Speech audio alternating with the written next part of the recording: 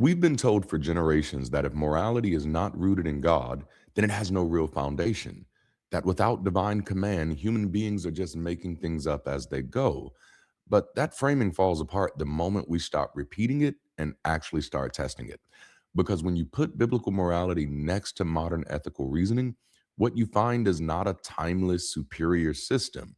What you find is an unstable patchwork of tribal law, divine violence, selective compassion, and internal contradiction that believers themselves no longer trust enough to follow without heavy reinterpretation.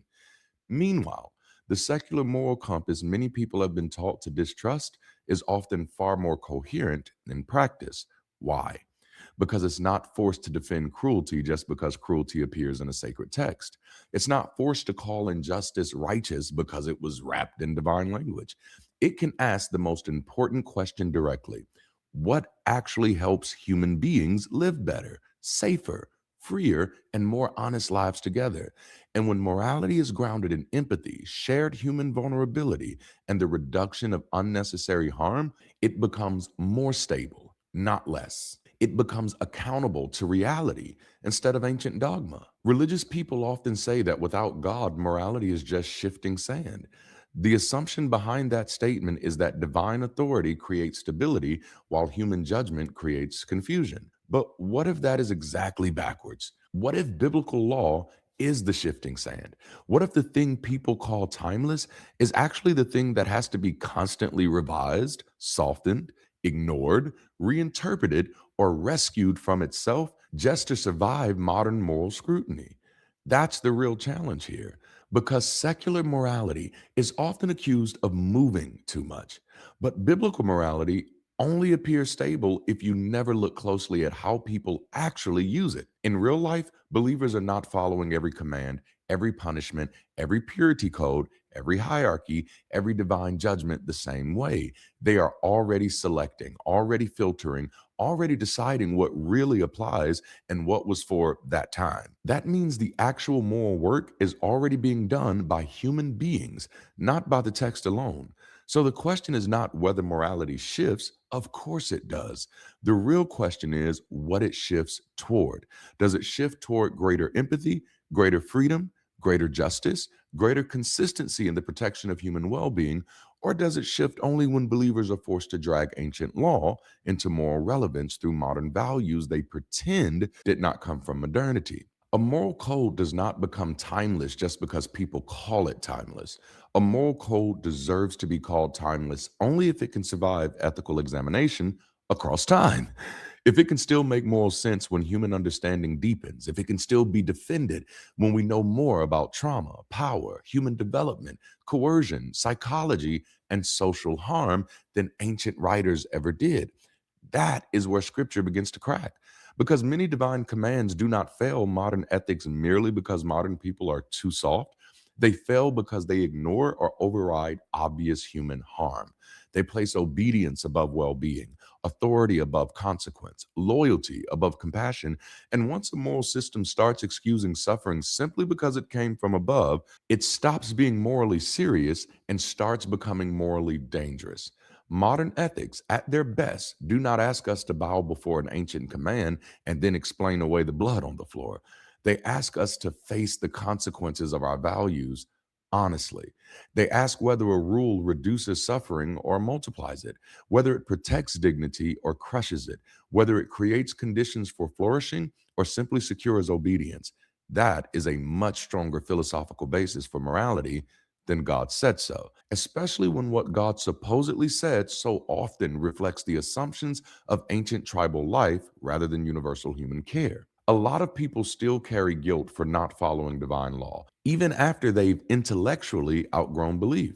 They still feel the emotional residue of religious conditioning. They still feel like walking away from biblical morality means walking away from morality itself. But that is the lie that we're exposing today. Your secular moral compass may be actually more reliable than the Bible precisely because it's no longer forced to defend what you know is wrong. It's no longer required to call genocide justice, misogyny order, slavery regulation, or cruelty righteousness just because those things appear inside a sacred tradition. It can respond to suffering without first checking whether an ancient verse authorizes indifference. And that matters because many people who leave religion think they're losing a moral anchor, when in reality, they're finally allowing their moral instincts to operate without theological interference. They're finally trusting the part of themselves that recognizes harm as harm, even when religion, society, or culture tried to sanctify it. That is not moral collapse. That is moral clarity. The world changes, human societies change, our understanding of violence, power, trauma, rights, gender, childhood, consent, disability, mental health, and social systems change. That does not mean truth becomes meaningless. It means moral reasoning has to be responsive to reality. As I often say, it's our responsibility to update our realism in real time. A static law code written in an ancient world cannot automatically govern a modern one just because it claims divine origin. This is where so much biblical morality shows its age. The so called eternal laws often reflect the concerns, limitations, and hierarchies of the cultures that produce them.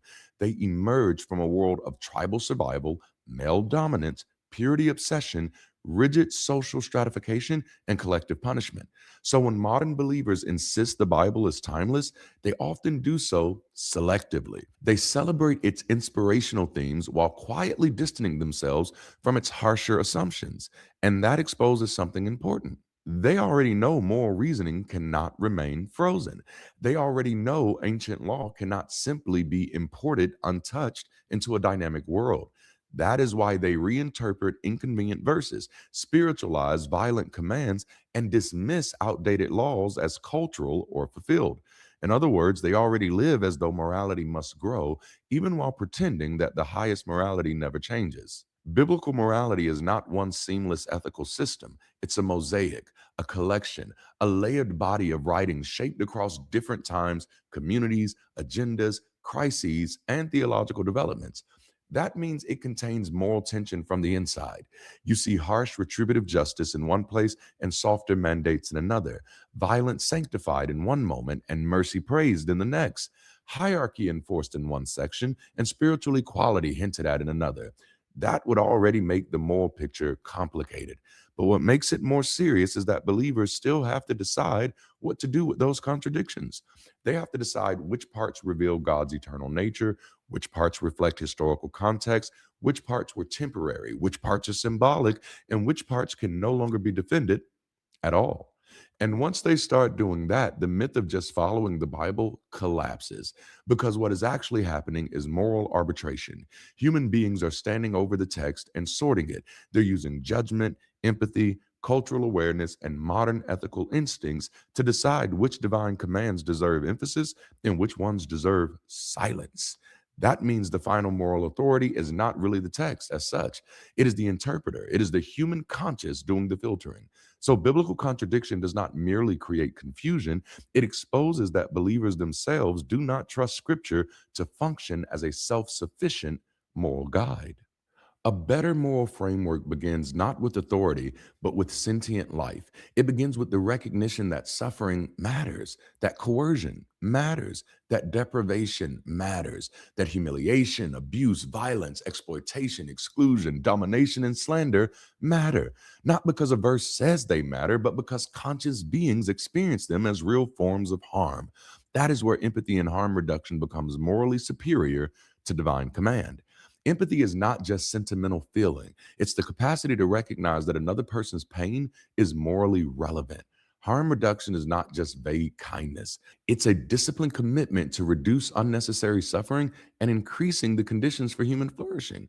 When morality starts there, it becomes more consistent because it's no longer forced to justify cruelty in the name of obedience or compliance. This is why a human centered ethic can handle modern complexity better than scripture can. Ancient texts cannot anticipate every issue a changing world will produce, but an ethic grounded in human well being can travel across time because the basic moral stakes remain recognizable. Does this help people thrive or does it damage them? Does this create dignity, security, freedom, and growth? Or does it produce fear, shame, domination, and pain? That framework remains morally usable because it is tied to living reality, not ancient decree. One of the greatest strengths of secular ethics is that they can improve, and they should. Religion often presents change as weakness, as though the highest moral system would never need revision. But that only sounds persuasive if you assume moral perfection was already present at the beginning. Once that assumption falls apart, the ability to grow becomes a strength. Secular ethics function more like honest development. They can respond to new evidence. They can learn from history. They can admit when societies normalized cruelty. They can expand the circle of care. They can update their understanding of human rights, justice, and well being in light of deeper knowledge.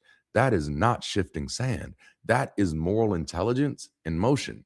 And there's something deeply honest about a system that can say, we were wrong. A moral code that can acknowledge past failures is more trustworthy than one that claims perfection while relying on endless reinterpretation to hide its ethical disasters. Growth is not proof that secular ethics lack grounding. Growth is proof that they're grounded in reality strongly enough to be corrected by it. Once morality is grounded in human well being rather than sacred authority, the future opens differently. We're no longer trapped asking what an ancient tribal framework will allow.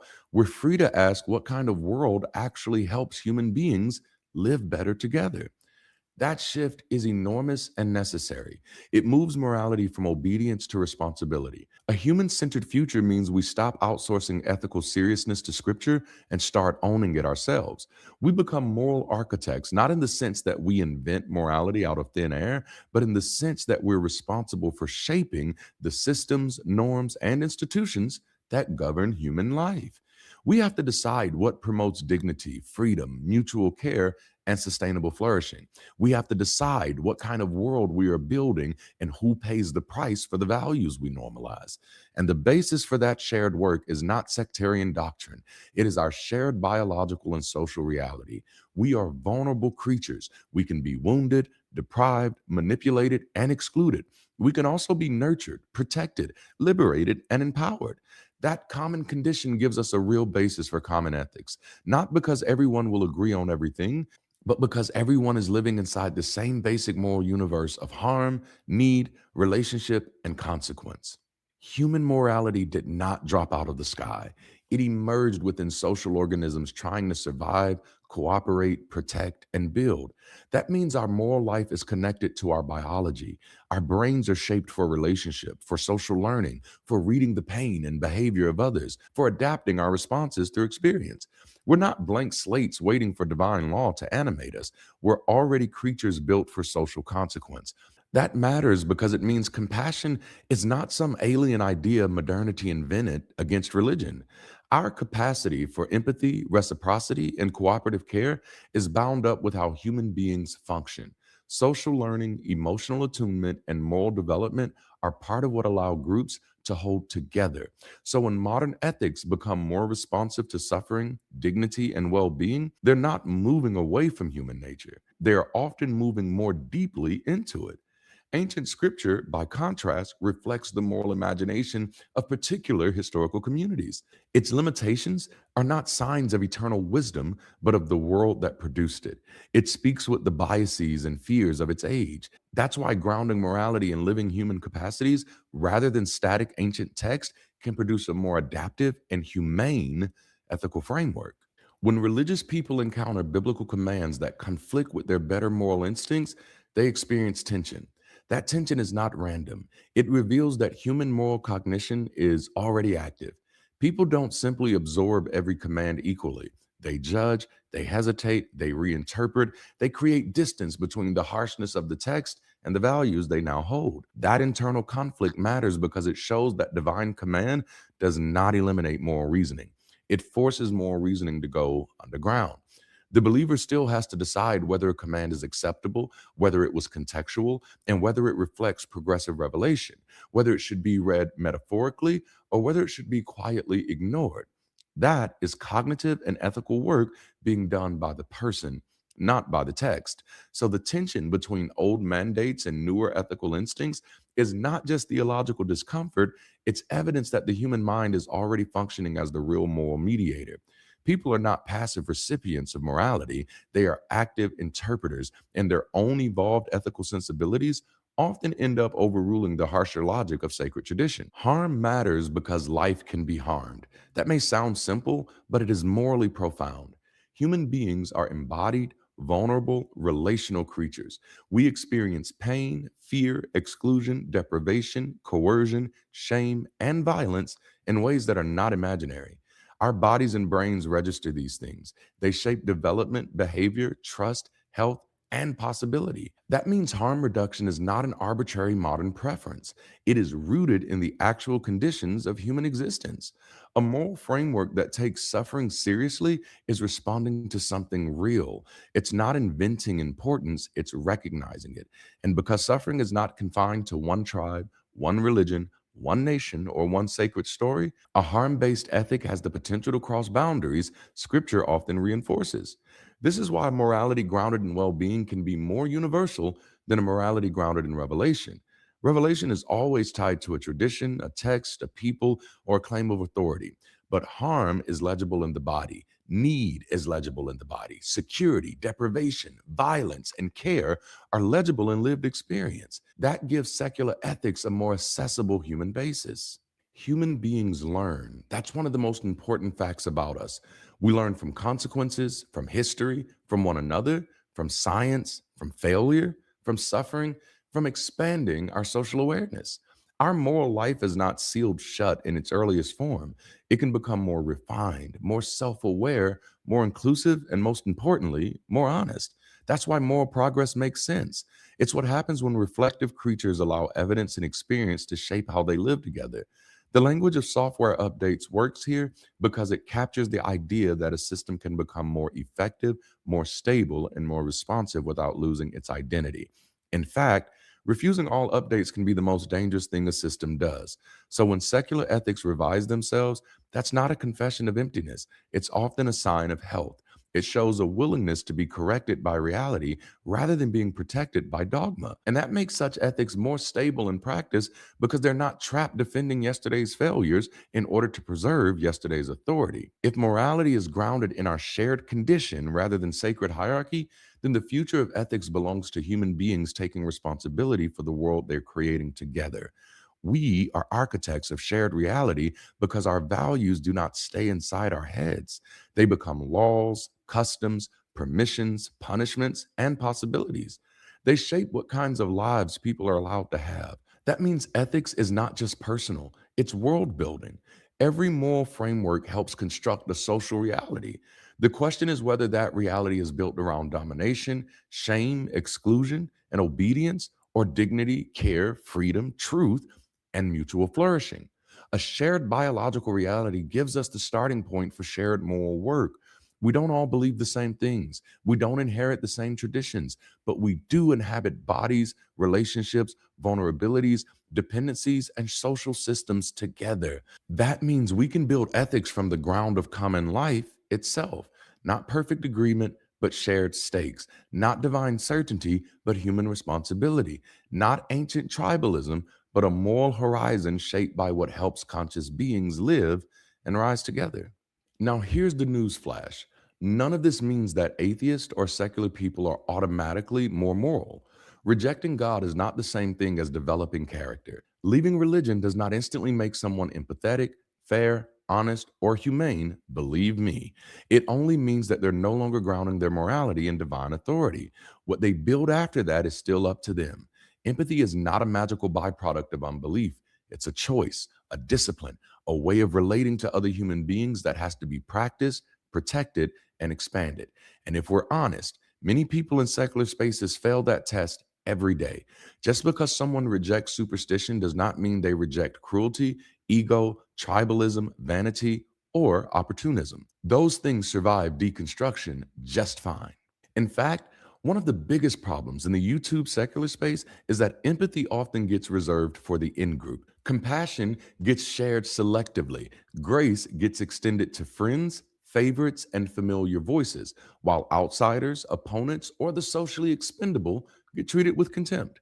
And when a space starts thriving on parasocial loyalty, that problem gets worse. People stop responding to principle and start responding to proximity. They defend who they feel connected to. They excuse what they would condemn in others. They confuse audience attachment with moral clarity. That means none of us are exempt. Not believers, not atheists, not secular creators, not audience, not communities built around reason.